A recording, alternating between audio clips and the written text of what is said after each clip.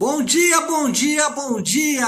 Graça e paz do Senhor Jesus seja com todos nós. Uma ótima quarta-feira para todos. Hoje é dia 25 de agosto de 2021. Seja muito bem-vindo ao nosso devocional de hoje. O nosso devocional de hoje que terá o tema Justiça de Deus.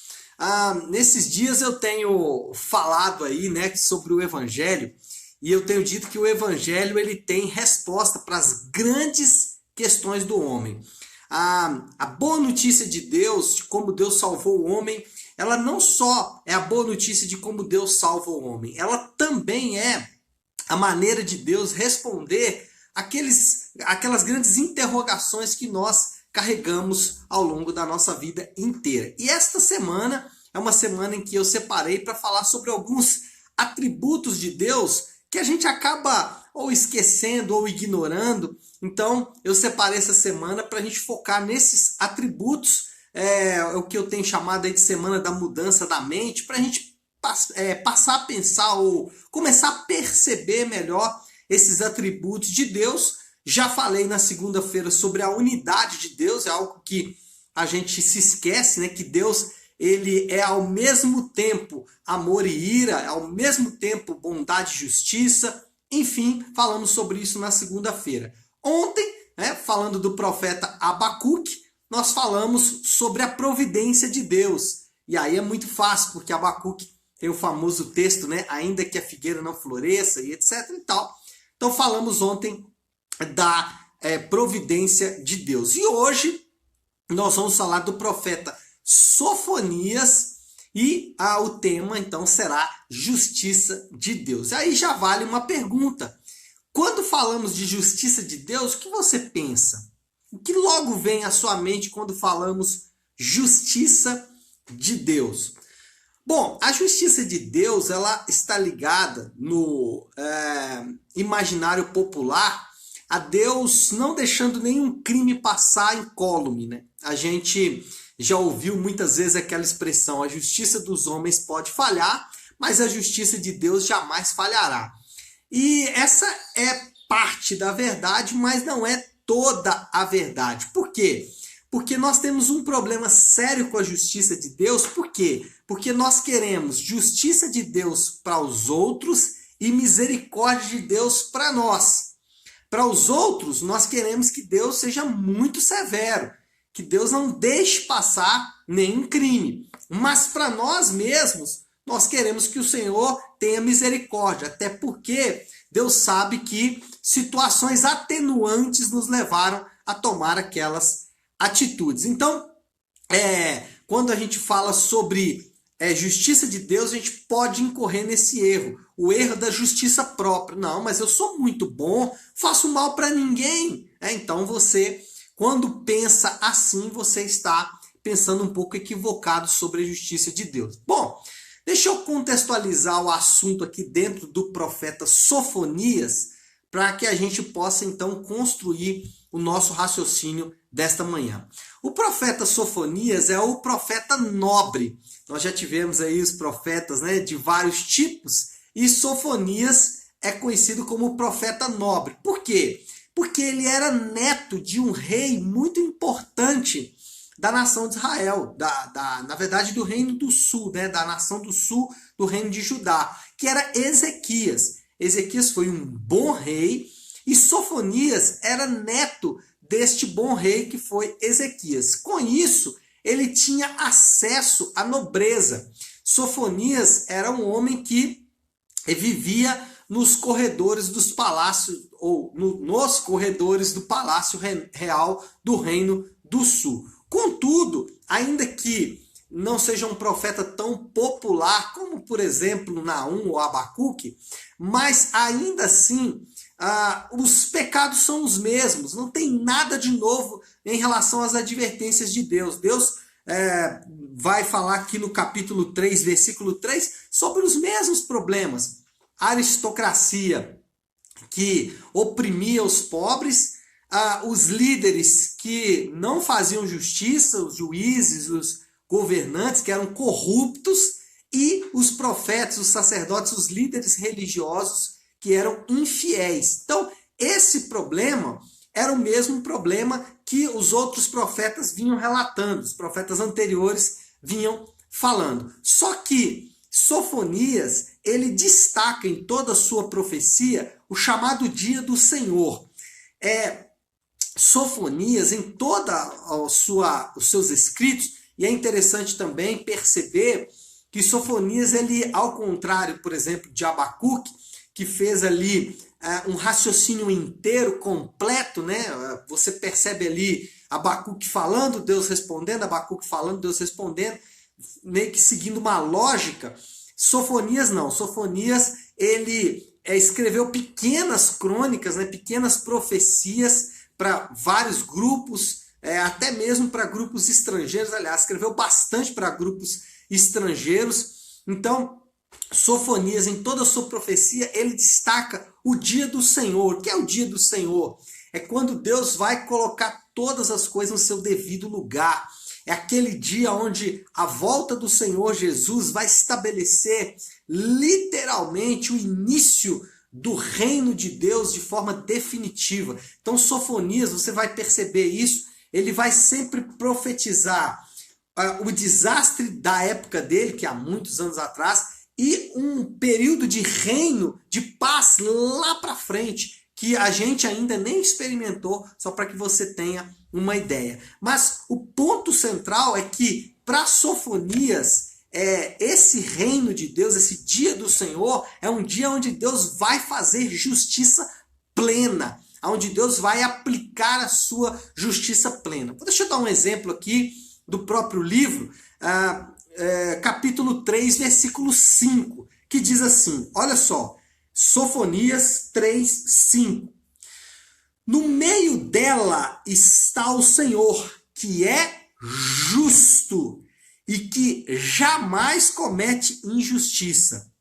A cada manhã ele ministra a sua justiça, e a cada novo dia ele não falha. Mas o injusto não se envergonha da sua injustiça. Bom, Sofonias vai destacar então o dia do Senhor, esse reino vindouro, e ele vai se lembrar, ou ele vai chamar à baila mesmo, ele vai destacar a justiça de Deus, o fato de que Deus vai fazer justiça. E aí é importante, sobre a justiça de Deus, nós compreendermos algumas coisas importantíssimas. A primeira coisa que nós temos que compreender sobre a justiça de Deus é que todos os atos de Deus são justos. Preste atenção, Deus nunca vai agir com injustiça. Então, quando nós percebemos, ou quando a gente vê, quando a gente lê de forma, às vezes até assustado, né, alguns livros dos profetas, e os profetas falando exatamente de Deus levantar um imperador ímpio para fazer justiça, e essa justiça, ela inclui a condenação ou até a morte de indivíduos cruéis, nós nos assustamos. Mas Deus, ele nunca age com injustiça. Tudo que Deus faz é baseado em sua justiça. Nesse sentido, sabendo que Deus é um Deus justo, nós precisamos compreender que Deus vai punir todos os pecados. Os pecados grandes, as grandes falhas, os grandes pecados, os pecados que a gente comete ou que as pessoas cometem que são evidentes, né? Os crimes que a gente comete ou que as pessoas cometem e que são evidentes, aqueles que a gente fala assim, isso Deus vai fazer justiça. Esses pecados, os pecados não só aparentes, mas muito evidentes, muito assombrosos, né? Aqueles grandes pecados, mas também Deus vai punir os pequenos pecados. Aquela mentirinha que você fala, aquele cliquezinho no site que você faz, né? Aquela fofoquinha, aquela murmuração, né? Aquelas pequenas coisas que nós fazemos, nós cometemos, todos os pecados serão punidos. Deus precisa punir todos os pecados. Se ele não fizesse isso, Se ele deixasse passar um só que fosse, não, isso aí eu vou deixar passar. Ele seria injusto. Mas só que Deus, ele é justo em todos os seus atos. Deus sempre vai agir com justiça. Segunda coisa que precisamos compreender sobre a justiça é que ele vai punir todos os pecados. Deus nunca vai agir com injustiça. E aí nós temos um primeiro problema. Não há justo, nem um sequer. Ninguém é justo. E não sou eu que estou afirmando isso. Romanos 3,10, Paulo fala com todas as letras. Só que Paulo está citando um texto do Antigo Testamento. Ou seja, não há dúvidas nenhuma de que o fato, a verdade de que não há um justo, nenhum sequer, é uma verdade global da palavra de Deus. Então, quando a gente fala não há um justo, nenhum sequer, e a gente pega, por exemplo, né, aquele ditado que eu falei lá no início do imaginário popular, né? A justiça dos homens pode falhar, mas a justiça de Deus jamais falha. E quando eu pego o primeiro ponto, Deus jamais vai agir com injustiça, Deus vai punir todos os pecados, e não há um justo nenhum sequer, percebe o que eu estou querendo construir aqui? É o fato de que nós não somos inocentes. Anota aí o que eu vou dizer. A transgressão da lei de Deus vale para todos.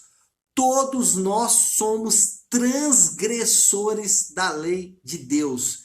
Não há um justo, nenhum sequer. E isso aqui é tenebroso. Por quê? Por que isso aqui é pavoroso? Porque se Deus é justo e vai punir todos os pecados e não há um justo sequer, não somos inocentes, então nós estamos debaixo do juízo e da justiça de Deus. E aqui, esse segundo ponto, ele é um alerta contra a arrogância. Porque muitas vezes nós somos arrogantes, nós achamos que nós somos bons demais e que infiéis são aqueles outros lá. Infiéis são aqueles outros irmãos, são aquelas outras pessoas, mas eu sou muito bom. Olha só, eu não faço mal para ninguém. Eu não dou prejuízo para ninguém. Só que a lei de Deus vale para todos. A menor transgressão da lei, ela deve ser punida da mesma forma. Se Deus não fizesse isso, ele seria injusto. Então, o fato de Deus ser justo significa que Deus, ele precisa punir o menor dos pecados. E como não há um justo, nenhum sequer, nós estamos debaixo da justiça de Deus. E se Deus não punir o pecado, ele é um Deus injusto. Nossa, pastor, então o negócio está feio para o nosso lado. Entramos então no terceiro ponto. Por quê? Em Jesus somos justificados. E aqui está uma das doutrinas mais lindas das Escrituras. A Bíblia diz que o escrito de dívida que era contra nós foi encravado na cruz. O que isso significa? Que os nossos pecados, que a gente fala, né? A justiça dos homens pode falhar, mas a justiça de Deus não falha. Deus pega todos esses nossos pecados, o escrito de dívida que era contra nós, os pecados que nós cometemos no passado, os pecados que cometemos hoje, no presente, e os que vamos cometer no futuro, ele pega todos esses pecados e encrava na cruz do Calvário. Os pregos, os cravos que transpassaram as mãos de Jesus e os pés de Jesus, além de transpassar a mão e os pés de Jesus, também transpassaram o escrito de dívida que era contra nós. Então, o nosso pecado foi punido, mas o nosso pecado foi punido em Jesus. Quando a Bíblia diz que Deus perdoa os nossos pecados, ele não diz que não vai haver justiça. Ele diz, olha, a punição devida e justa pelos seus pecados foi punida em Jesus. Então, preste atenção no que eu vou dizer agora.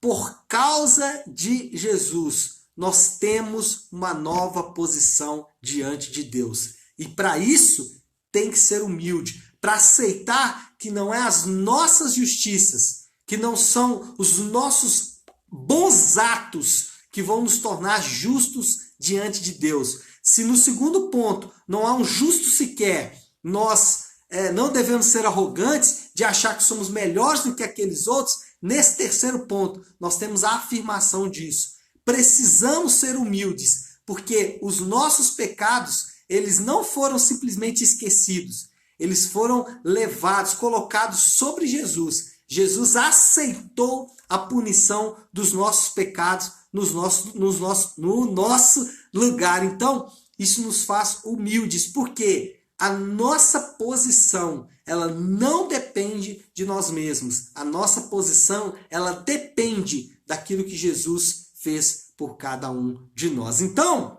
moral da história. Falamos lá no início sobre Deus punir o crime dos outros, e nós apresentamos um problema, porque nós queremos justiça para o outro, Deus seja severo na punição dos pecados dos outros, mas misericórdia para mim. Qual é a moral da história aqui? Não somos melhores do que ninguém. O crente não pode se considerar em momento algum, em aspecto algum, melhor do que o outro. Quando você se considera melhor do que o outro, quando você se considera muito sofisticado, muito maduro, muito espiritual, mais do que todos aqueles religiosos malditos, né? Você está anulando a justiça de Deus. Você está arrogando para si a sua própria justiça. Eu sou justificado pela minha maturidade, pela minha espiritualidade. Então, a justiça de Deus, ela é maravilhosa porque ela diz: ninguém é melhor do que ninguém. Somos literalmente todos iguais. Todos pecadores carentes da graça e da misericórdia de Deus. A única diferença nossa é que nós confiamos em Jesus, que absorveu a nossa injustiça. Nós confiamos que Jesus, ele faz uma troca, uma substituição na cruz do Calvário. Ele nos dá a sua obediência perfeita e leva a nossa vida de desobediência sobre ele mesmo. Bom, essa é a moral da história. Não somos melhores do que ninguém. Essa é a conclusão diante de tudo que nós falamos sobre a justiça de Deus. E eu quero deixar um desafio que começou comigo, né? Uma aplicação aí para você nessa manhã. Depois que a gente terminar aqui o nosso devocional, faça um exercício. Enumere, liste todas as suas atitudes de justiça própria. E isso é muito fácil de fazer. Basta você pensar tudo aquilo que você apoia para se achar melhor do que os outros. Então, pensa no seu casamento, como você fala: mas eu sou um bom marido. Nossa, Deus, minha mulher, ela devia agradecer a Deus de joelhos porque eu sou muito bom. Liste as suas justiças próprias, né? Eu ajudo os pobres, eu sou dizimista, eu sou ofertante. Pegue todas essas listas, ou pegue todos esses elementos de justiça própria e compare com essa palavra que eu acabei de dizer. Você vai perceber que, parafraseando o texto bíblico, a nossa justiça não passa de trapos de imundícia. Bom, gente, eu quero encerrar então. Precisamos orar, o nosso tempo está andando muito rápido. Eu quero orar, colocar tudo isso aí que falamos diante de Deus. Então, vamos fazer isso, né? Se você puder agora, pare aí um instante aquilo que você está fazendo e vamos juntos buscar a Deus em oração. Vamos orar. Deus, Pai de amor e misericórdia, Deus justo, Senhor, nós nos colocamos agora diante, Pai, do Teu tribunal. Como é bom, Senhor Deus, saber que o Senhor faz justiça em nosso favor. Mas não é uma justiça, Senhor Deus, que alimenta o nosso senso de vingança. Na verdade, a justiça do Senhor mostra o quanto dependemos do Senhor. O quanto as nossas próprias justiças são, como o Senhor mesmo disse, trapos de imundícia. O quanto, Senhor Deus, a falsa confiança que temos em nossa maturidade, em nossa espiritualidade, ela é uma esperança vã, cega, e que não faz o mínimo sentido. Quando aprendemos e nos lembramos da tua justiça, Pai, nós só podemos nos curvar, nós só podemos nos colocar de joelhos diante do Senhor em completa rendição. Pai, eu sei que muitos são os elementos de justiça própria, no casamento, no trabalho, na igreja, em todas as áreas. Nós nos achamos melhores do que os outros, porque somos mais espirituais.